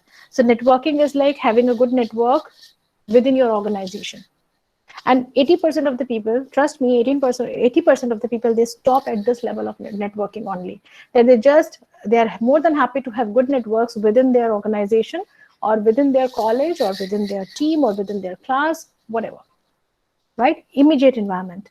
So 80% of people, they just do this and they're happy with this. But if you want to be a distinguished leader, you have to go one step beyond this. So this is what we call operational networking. So operational networking is important. Definitely, this is the first step in the basic networking. But at the same time, you need to have a strategic networking also. So try to connect with people who have same ideas, who are working in the same field, who are much more experienced than you, right? Try to connect with those people. Try to connect with those people. Try to follow those people.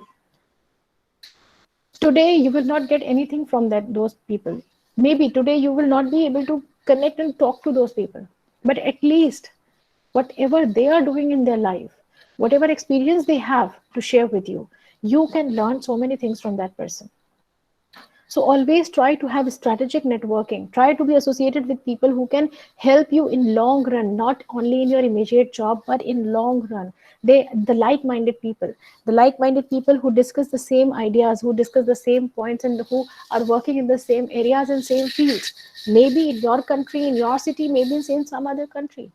So today, just by social media, be very active on LinkedIn and try to get into the connection of people who are into your field, who are much experienced.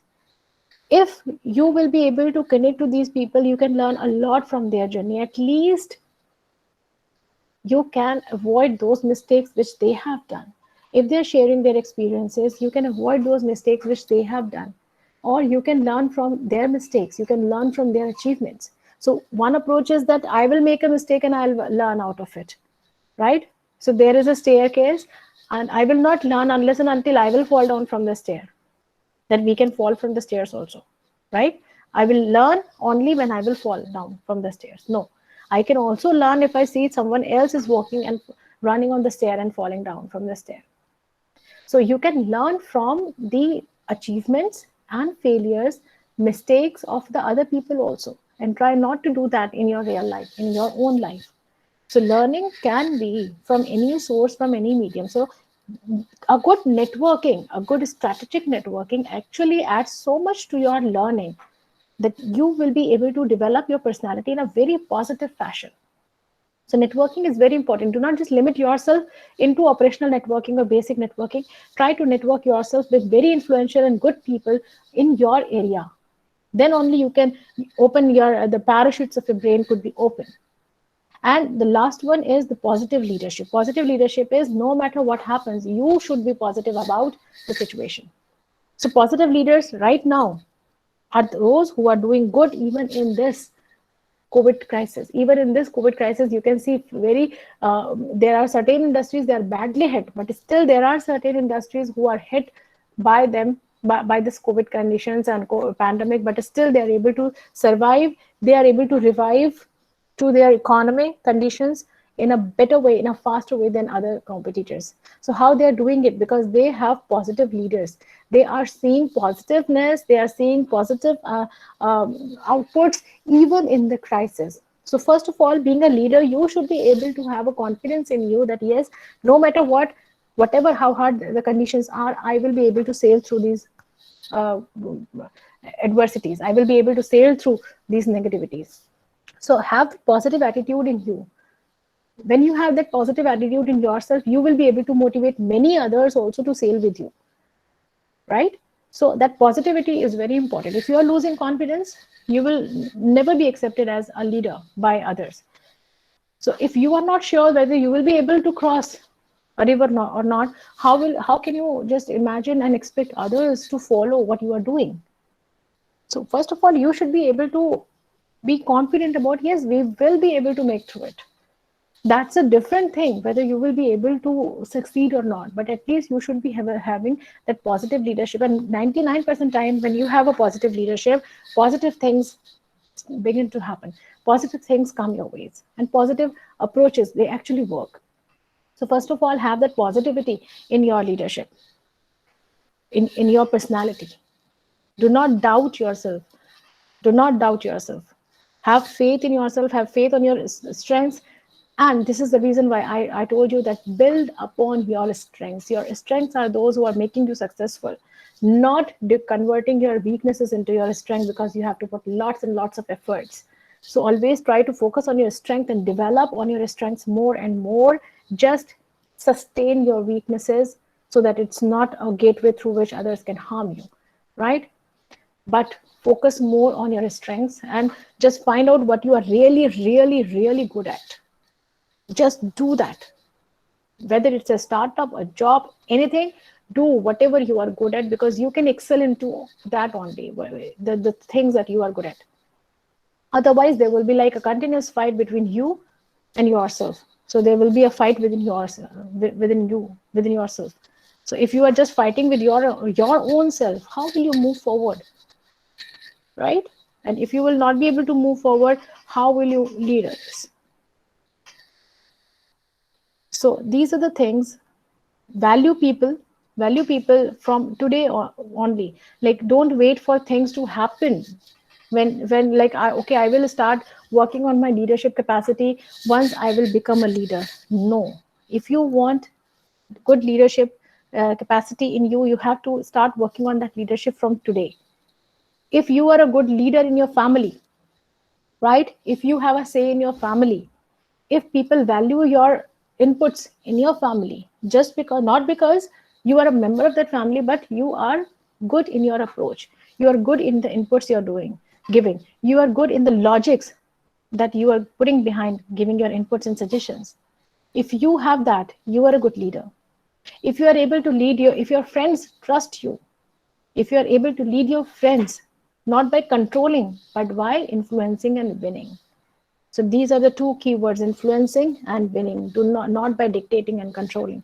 If you are able to win your friends, you will be able to win your team members tomorrow. So leadership things you have to build, you have to develop. For that, try to find out what things you already have good within you, and try to develop your qualities. Be aware about what others want around you. Okay? And try to lead by example. So if you want people to take initiatives, first of all, you have to show examples how initiatives are being taken, how difficulties and challenges are being conquered. So this is how you can become a good leader, and at the same time, be very careful about the communication, verbal and non-verbal. Start working on your non-verbal communication. Just try to inspect yourself, audit yourself. Within the group, audit your own friends. Okay, how is my body language coming out to be? So give input to each other, give input to yourself. When you are doing an interview, or you are just preparing for some interviews, record a video of yours and see how your body language is. Because when you're doing, you don't realize that, okay, I'm doing this. You don't even realize that. So make some videos of yours, analyze your own video, criticize yourself as much as you can. But do not doubt yourself. There's a difference between doubting yourself and criticizing yourself. Criticize yourself. Try to find out the faults within yourself. Okay? Try to highlight your own mistakes. Try to find out, criticize yourself on your own mistakes. Because more you criticize yourself, less criticism you will receive from others, from outside. So it's like polishing your own self. So criticize yourself, make your own videos while giving interviews or giving speeches or talking on any topic, and then try to analyze your own body language. You will see that how drastically you can improve yourself just by putting a small efforts. But most of the time what happens is that we actually don't know where exactly we have to put the efforts. And body language especially is one of the most neglected topics. It's very, very influential, very important when you go in job, when you be in any role, when you will be doing any job, you will be giving presentations, people will be judging you through your body language. So it's very important to work on it. Right? With this, I would like to bring this session towards an end, and I will take up the questions. Also, I'm just pasting my LinkedIn link over here in the chat. I'm there on LinkedIn with the same name, Dr. Shadma Parveen. So anyone who wants to connect with me on LinkedIn, you can connect with me. Okay, now I would like to see the questions. Rohit Avasti has asked a question in the chat. I will first take up the question in the chat, and then I will come to you. You can ask a question. You can just unmute yourself and ask the questions also. Rohit Avasti has asked, do facial gestures matters in an interview as well? Very much, Rohit, very much. Your facial expressions are very, very important. How you are behaving, like if an uncomfortable question has asked to you, then what kind of expressions you are giving? Like, for example, or sometimes, we have different kinds of interviews also. So, like, for example, one interview is a stress interview. Okay, so in that, what happens is that there will be a panel and you will be there as an interviewee. So there will be a panel asking questions. So they will be like, one person will ask a question, and while you are answering that question, when you have just started to answer that question, just after 5 or 6 seconds, You know the subject, you know the answer, and you are answering that with full energy. Now someone will intervene, some other panelist will intervene and ask another question, unrelated question, right? You switched over to this, started answering this question, and there will be a third question, and there will be a bombarding of questions. Like, they will not let you speak, they will not let you complete your answers, and they are not doing it like unwillingly. They are doing it willingly, they are doing it intentionally. They are creating a pressure, how well you are in switching over between the topics, and how well, to what extent you are able to cope up with the stress, to manage the stress. And they are clearly and very keenly, they are observing your facial expressions, whether you are getting frustrated, distracted, disgusted.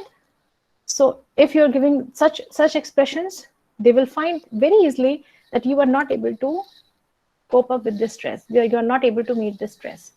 So the moment 2-3 things are going to come to you in the job, you're going to feel frustrated and disgusted, right? So definitely facial expressions play a very important role during interviews. So that's the reason why unwanted facial expressions should be controlled. Always try to, and do not try to pretend. Okay, try to be calm. So if you want your facial expressions to be calm and consistent during the interview, you don't have to control your facial expressions. If you're doing just trying to control yourself, you will become overconscious. So you will be more conscious about, okay, what I'm doing. I'm a eyebrows frowned, or am I doing this? Am I doing this? You will be more concerned and conscious about your facial expression, that you will not be able to give proper answers. So if you want consistent and calm facial expressions, try to learn calmness, try to learn patience, try to remain calm during the interview, right? Work on your nervousness, build up your confidence. So it is the quality that you have to work on which leads to calmness in your facial expressions and your calmness in your body movements, right? So do not try to control your body movements, rather look for what is the reason why am I having this. So why I'm getting distracted and disgusted? Because I am not able to have patience. I'm not able to handle the situation calmly. I'm not able to be calm. So it is the calmness that you have to learn. And it's the patience that you have to learn. It is how well you can remain calm even if there are so many questions coming to you. That is the art that you have to learn, right? So this is how we can control our emotions, and we can control our expressions during the conversations and talks and interviews also. So definitely facial expressions, your body language plays very important role. Many a times what happens, when you go for an interview, they will ask you, or they deliberately put your chair at some distance, okay? At some distance. It's not that they have a problem with you, but they just put the chair of the candidate at some distance, okay? Why? Because they can observe you. So there will be 2-3 people in the panel. There will be one person who is not saying anything, who's not asking any question, and later on you must be wondering, like, why that person was sitting there. There was one person who didn't ask any question. Now that person is a body language specialist, right, who is sitting there, or a psychology person who is sitting there. So while others are asking you questions and you are busy in answering to them, this one person is quietly sitting and just observing your body language, right? And you never know that. And later on, you must be wondering, why I didn't select? I was so vocal and I answered all the questions. It is the body language that makes that loss to you, right? So it's very important to be aware of your own body language, to have good impression on others, to have good communication. And it's very important later on to be aware of body language of others, so that you can understand what is going on in their mind and how easy, or what is the right way basically to communicate with them. So I would now request you and invite questions from you, because I cannot say any other question. If there is any other question in the chat box which is missed by me, you can just unmute yourself and ask. Yes, any questions? Students, anybody want to have any questions, you can write on the chat box or unmute yourself. Or if you don't have any questions right now, ma'am has shared her LinkedIn ID. You can just have conversation on the LinkedIn with the ma'am. Is it okay, Sharma ma'am? Yes, definitely. I've shared my ID. LinkedIn ID is there on the chat box, or you can simply search by Dr. Shadma Parveen. You can find it over there. And you can definitely get connected to me on LinkedIn. And I'll be really happy to help you as much as I can. There is one Thank point that has been highlighted by Himanshi Bindal, the democratic is the best leadership style. Himanshi, we cannot say that always, right? We cannot say that always. Democratic style is good only when you have very good and very wise people working with you, right? Because you can give authority only to those who value that authority and who are equipped enough and skilled enough to handle things on their own. Otherwise, it will be a complete mess. So we cannot say always the democratic style. Like, for example, I'll give you a very simple example. When we talk about a classroom, okay, just consider your own classroom. You will find few teachers who are teaching you to you and who are also teaching to some other sections, some other classes, right? You will find a teacher is very lenient, very friendly, very open, and very good in communication in your classroom, with your class, with your batch. Okay, they are with your class. Sorry. So the teacher is very friendly, right, and very open in his or her approach with you. But the same teacher is very strict and very a wicked teacher for the other class.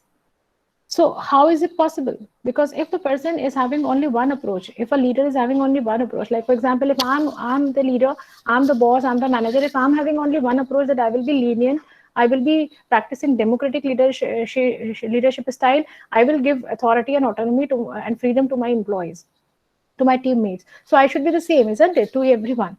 But does it work or will it work? No, it will not work.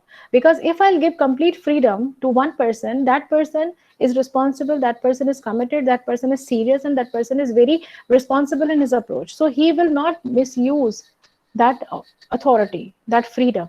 But on the other hand, if I give freedom to the other person, that person is very casual, not committed, not serious in his approach, he will start taking advantage of that freedom. So we cannot say that democratic leadership style is the universal leadership style and always work well in each and every individual situations and with each and every individual. No, we cannot say that. So at this is the importance of understanding that contingent leadership style is very important. So contingency in leadership style, be a contingent leader. Do not be a democratic leader. Do not be an autocratic leader, right? Be a contingent leader. Contingent leader is, it depends.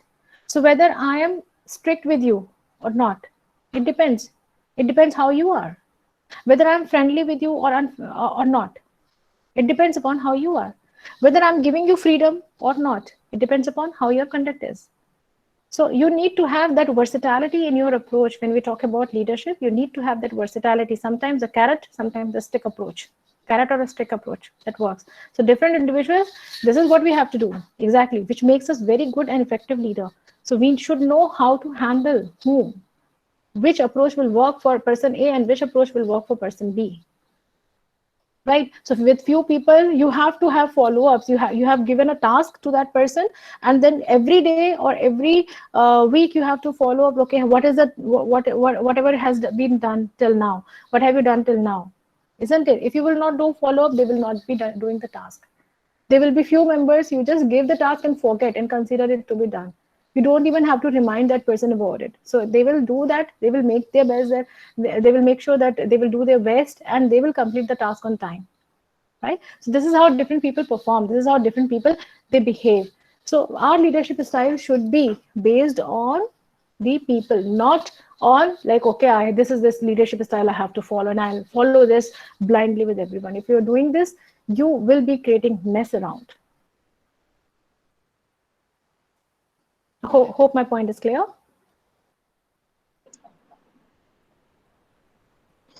I request Shivam. Any other questions, students? Shadma ma'am, hope the students' doubts are clear. So I will request Shivam to go for vote of thanks for you. Yes, ma'am. Yes, Shivam. Thank you very much, ma'am. So before we wind up our session, today's session, I would like to take this opportunity to express our thanks to Dr. Shadma Parveen ma'am for this wonderful interaction. This session was really very productive and it really helped us to understand the importance of communication and the role of leadership skills in our lives. I would like to thank the entire Commerce Department faculty of Commerce and Business Studies for this initiative and the organizing team of students who made this session a successful one. Our special thanks to Ms. Nidhi Tandon ma'am for arranging this amazing session. Also, thank you so much everyone for joining us, and I hope you are taking away a good lesson. Thank you. Thank you, Shivam. And I request students just to put on their video on so that we can take a one pic for all. Because virtually it's only possible if we were in the class, we could have taken the group photograph. So students, please turn on your videos so that we can take one pic. Yes, students, please turn on your video if possible. Yes, please. Good. At least you can put the pictures also अगर video नहीं on करने हैं. Yes, Nimisha, Ridhima, Manish, Abhishek, Chirag. Yes, good. Wonderful. Good to see you all. Okay. Maybe we would like to invite you once you're in India sometime. So please, Shadma ma'am, do visit our campus and have interaction Definitely. with our students. Sure, definitely I will. And it made my day looking at so many beautiful people. Thank you. They are the wonderful students of our department. Okay. So I wish you luck. I wish you luck, all of you. And I will say only one thing. I know that present time, students are very apprehensive about how things are going to turn on and are going to be in future. Do not lose patience. Have confidence on you and do not waste time. At the same time, do not waste time. Invest on yourself, learn, and try to build up your profile. Take up courses. This is the advantageous time. Always see the positive side of everything. This is the positive side of this pandemic, that I'm sitting here in UAE, I'm interacting with you people, isn't it? This is also a positive side of this pandemic. So always see the positive side. Like the most positive side of this pandemic is now everything is available online. So try to build up yourself. Make sure what you are during the pandemic, you will not be the same at the one this thing is going to be over and the offices and everything are open again. So just make a difference in your profile. Build up your profile, get connected to people, be very active on LinkedIn. I would strongly suggest everyone nowadays be very active on LinkedIn. This is going to be very insightful. So it's good to be on Facebook, but try to be more active on LinkedIn. That is where you will be able to get along with good people. And thank you very much, Nidhi ma'am. Thank you very much, the entire team, for creating this platform and giving this opportunity to me also to interact with you all. Thank you so much. It's a pleasure. Thank you, ma'am. Thank you, students, for being a wonderful audience. Give a clap for yourself. I know since March they are online only, so give a big clap for yourself. So I can't hear your claps. Yes. Yes. Thank you so much. Thank you so much. Thank you. Thank you. Thank you so much for being such a wonderful audience, and really I enjoyed the session. I hope you also enjoyed it.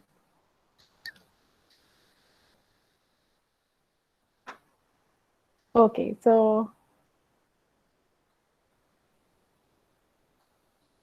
yes, Nidhi ma'am, shall